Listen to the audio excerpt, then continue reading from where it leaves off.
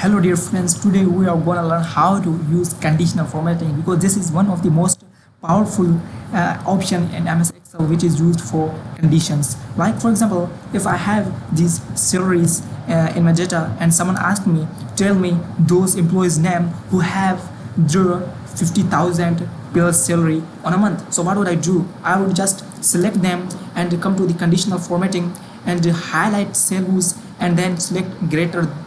In greater than I will give my condition which is 50,000 and then hit OK. Now you would see that more than 50,000 salaries are colored. So if I want to see less than 30,000 salary on their month, just select them, conditional formatting, and then highlight cell rules less than.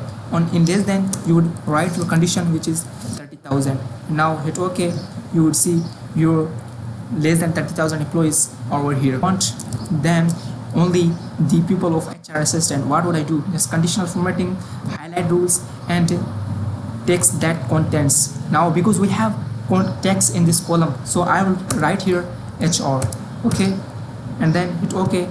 Now my HR department are colored. So like this way we can use the conditional formatting in our data as we want. So if we want to remove these colors because we want to go ahead, so what would I do? Just select your data, conditional formatting, and then clear rules. From here you see clear rules from the selected cells or entire sheet. Whatever you want, it is on your depend as you want. I want only select the people who have their salary in PKR which is around 1 lakh. So what should I do? Is equal to 1 lakh. Highlight rules and then come over here is equal to, I would write here 1 lakh. Okay, after that I would click OK.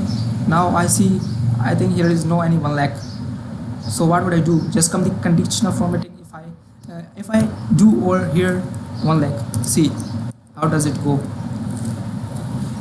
It is colored because our condition was 1 lakh. Now it is 1 lakh, but it was not before. So like this way we can use of conditional formatting in our different situation and conditions. So follow and subscribe